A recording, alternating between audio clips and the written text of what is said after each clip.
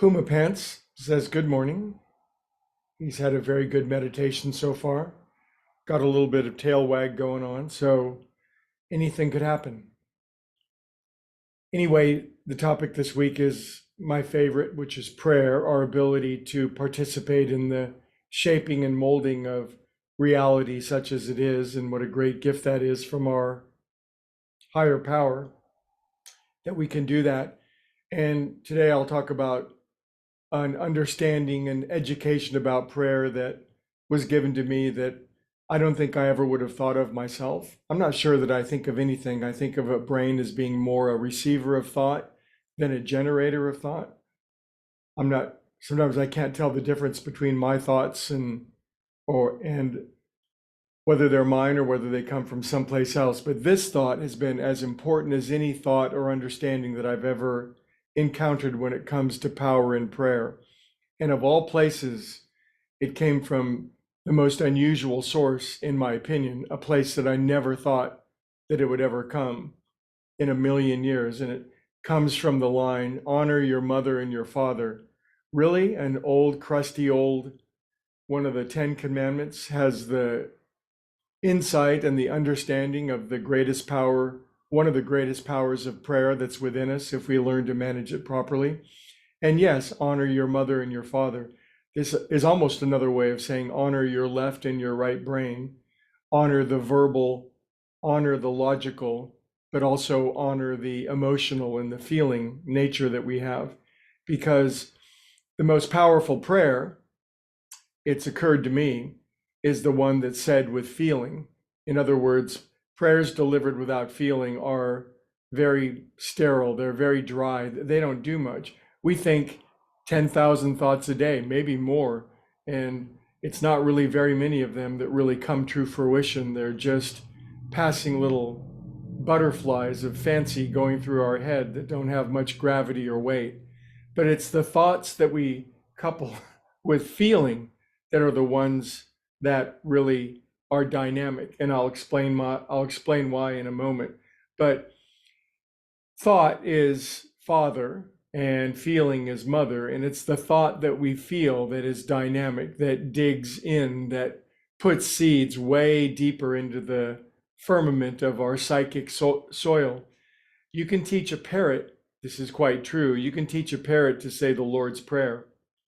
Parrots live for a long time. I don't know if you knew that, but you might have a parrot that prays the Lord's Prayer all the way through 1,000,000 times and is still very much a parrot. Now, humans that say that they pray, but they don't put their feeling into it, or they don't pay attention to that, they might pray all the time. And frankly, I think the world is filled with very sincere, devout people who pray, who never really have much impact, or never anything ever really changes for them. There are a lot of devout, spiritual, and religious people who never really gain much power in the world. And they could, but we all can get better at this. So the prayers that have power are the prayers that have feeling. Now, the reason I bring this up is because this is when this dynamic is the most powerful. Watch something new that I've invented. This is called Trash Truck. You gather the cat.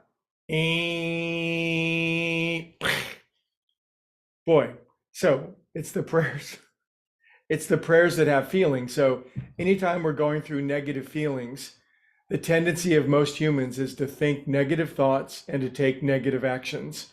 In other words, we take the wiring in our brain and we dig it in deeper. When we use feeling and associate it with thought or action, this is how we build neuronal wiring in our head. And it's been very much proven by science and psychology that it's the traumatic events of our youth that are really deeply embedded in our brain, because those deeply impactful experiences were coupled strong feeling, the catalyst of strong feeling, the mother, with the strong catalyst of thought. Very negative feeling, very negative thought, strong neuronal wiring. We build the wiring of our brain, and that's where we're going to live our whole life unless we use feeling to change our brain. So where I'm getting at is that this will be the most simple and the hardest thing you'll ever hear in your life, but also the most dynamic. Is when you're not feeling good or you're feeling bad or something happens, it shakes you up.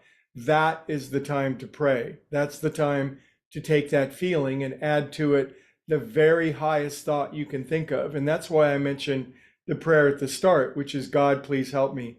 Perhaps we're in a situation where the explosion or the landmine of emotion is so strong, we can't think of a very coherent or logical prayer. God, please help me works just fine.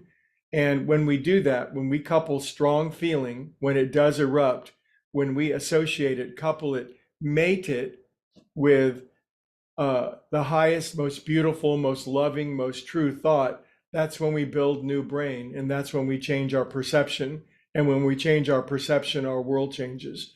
So as important as any dynamic in prayer is to add feeling to it, and prayer all the time is good, but when we're going through strong emotion, especially resentment, anger, jealousy, fear, if we keep using the same thoughts and associating that, then we're using the principle of mother and father to our detriment. When we're in strong emotion, if we have the discipline, the courage, the bravery, and the diligence to add beautiful thoughts, God is with me, I live and move and breathe and have my being in good, everything is always working out for me.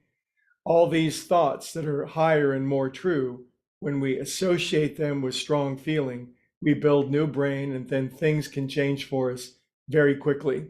Anyway, I hope you found the idea interesting. You can put it to work yourself. I guarantee it works. And we'll see you on the morrow.